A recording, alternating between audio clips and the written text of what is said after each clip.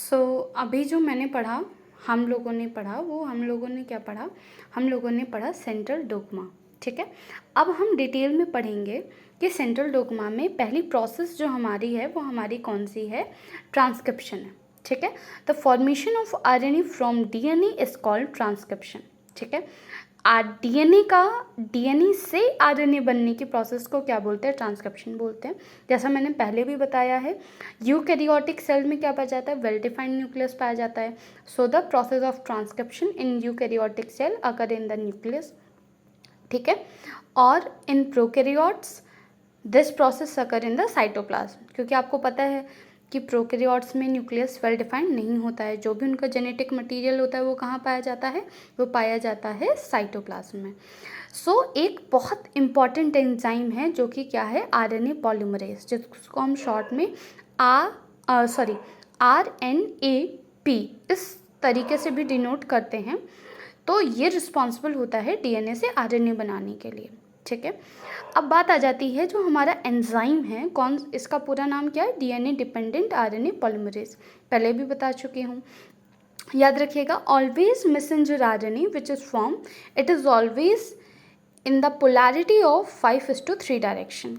ठीक है, हमेशा याद रखिएगा कि जो भी आपका क्या बनता है, मैसेंजर आरएनए बनता है डीएनए से, वो हमेशा 5:3 के डायरेक्शन में ही बनता है। ये यूनिवर्सल है। तो हमारा जो बेटा ट्रांसक्रिप्शन होता है, उस ट्रांसक्रिप्शन होने के लिए 3 आपकी क्या होती है, यूनिट होती है। पहला आपका क्या होता है, प्रमोटर, दूसरा क्या होता है, स्ट्रक्चरल जीन, एंड तीसरा आपका क्या होता है, टर्मिनेटर होता है। सो पहले हम बात करते हैं प्रमोटर की। ठीक है, तो डीएनए का जो पूरा का पूरा सेगमेंट है, ठीक है, आपको पता है डीएनए एक बहुत बड़ा स्ट्रक्चर है। ठीक है, आपने इसका स्ट्रक्चर भी पढ़ा है, कॉम्प्लिकेटेड भी है। ठीक है, अब हम बात करते हैं कि अगर हमारा डीएनए से क्या बनना है, आरएनए बनना है, तो पूरा का पूरा जो डीएनए है वो आरएनए में कन्वर्ट नहीं होता है। पर्टिकुलर एक सेगमेंट जो है वो आपका क्या बनाता है, आरएनए मैसेंजर आरएनए बनाता है। तो अभी हम बात कर रहे हैं प्रमोटर की। ठीक है, तो जो हमारा प्रमोटर है, प्रमोटर क्या है, डीएनए का, जैसे हमने यहाँ पे एक डायग्राम बनाया है, तो डीएनए का वो सेगमेंट जहाँ पे आपका क्या जुड़ता है, आरएनए पॉलीमरेज जुड़ता है, और एक बहुत इंपॉर्टेंट फैक्टर होता है सिग्मा फैक्टर। ठीक है, कौन सा फैक्टर, सिग्मा फैक्टर, वो आके यहाँ पे जुड़ता है। ठीक है, तो हमारा ट्रांसक्रिप्शन का वो प्रोसेस में वो यूनिट जहाँ पे क्या होता है, हमारा आरएनए पॉलीमरेज एंजाइम प्लस हमारा सिग्मा फैक्टर आके जुड़ता है, इसको हम क्या बोलते हैं, प्रमोटर। देखिए यहाँ पे लिखा है ना, that sequence of DNA where RNA polymerase enzyme get attached and initiate the process of transcription. ठीक है, ये आपको बात समझ में आ गई। फिर आगे बढ़ते हैं, हमारा दूसरा पार्ट आ जाता है जो कि हमारा क्या है, स्ट्रक्चरल जीन। अभी मैंने आपको अभी जस्ट पहले अभी क्या बताया कि डीएनए का पूरा सेगमेंट जो है वो हमारा मैसेंजर आरएनए नहीं बनाता है। पर्टिकुलर एक पार्ट जो एक्चुअल में डीएनए से हमारा क्या बनता है, मैसेंजर आरएनए बनता है, उस पार्ट को जहाँ पे आपका कॉम्प्लीमेंट्री आरएनए बन रहा होता है उसको हम क्या बोलते हैं, स्ट्रक्चरल जीन बोलते हैं। And last one is terminator. ठीक है, that sequence of the DNA where RNA polymerase reaches the process of transcription stops. ठीक है, जहाँ पे आपका जो ट्रांसक्रिप्शन का प्रोसेस है वो क्या हो जाता है, रुक जाता है, उस पर्टिकुलर यूनिट को हम क्या बोलते हैं, टर्मिनेटर बोलते हैं। जैसे आपको मैंने बताया प्रमोटर के लिए हमारे लिए क्या ज़रूरत था, सिग्मा फैक्टर का, ऐसे ही सेम आपके लिए रो फैक्टर ज़रूरी होता है टर्मिनेटर के लिए। ठीक है, अब आते हैं थोड़ा सा इसको और डिटेल में डिस्कस कर लेते हैं, क्योंकि ये कभी कभी पूछ लिया जाता है बोर्ड एग्ज़ाम में, केवल ट्रांसक्रिप्शन।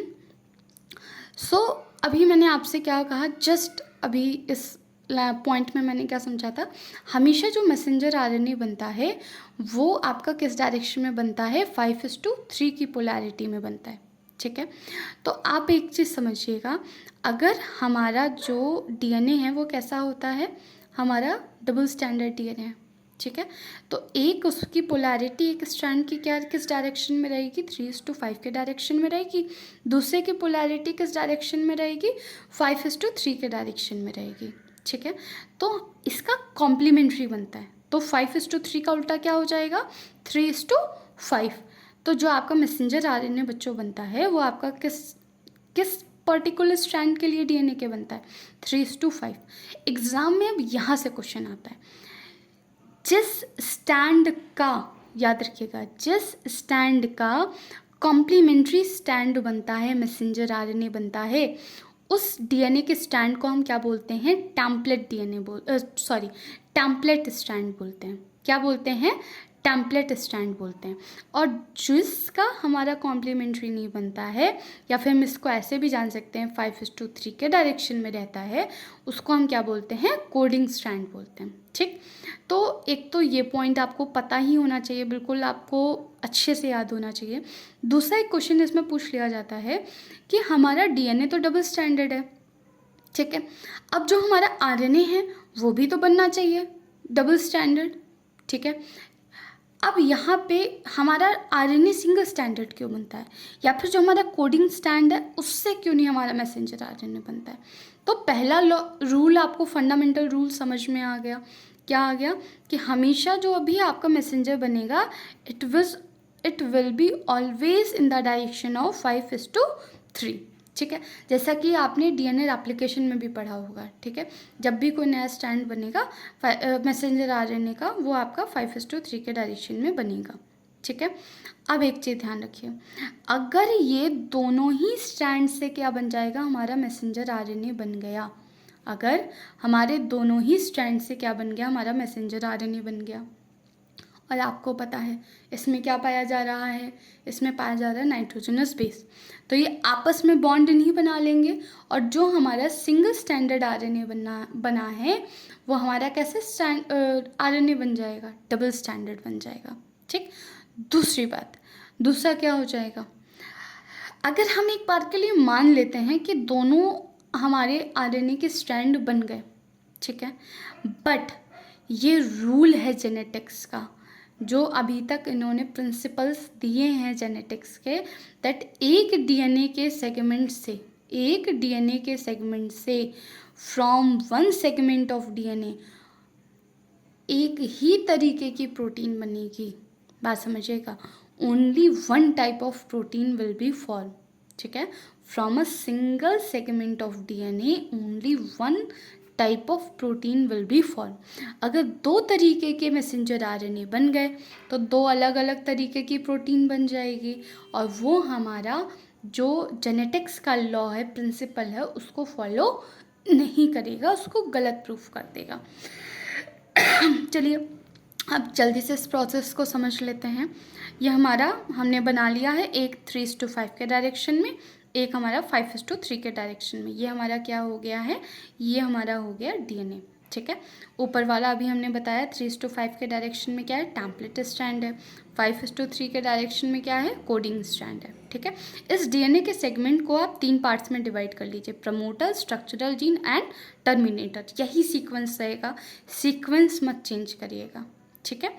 जो हमारा प्रमोटर रीजन है वहाँ पे सिर्फ और सिर्फ यही होता है कि हमारा आरएनए पॉलीमरेज और सिग्मा फैक्टर आके जुड़ता है, आरएनए पॉलीमरेज और सिग्मा फैक्टर आके जुड़ता है।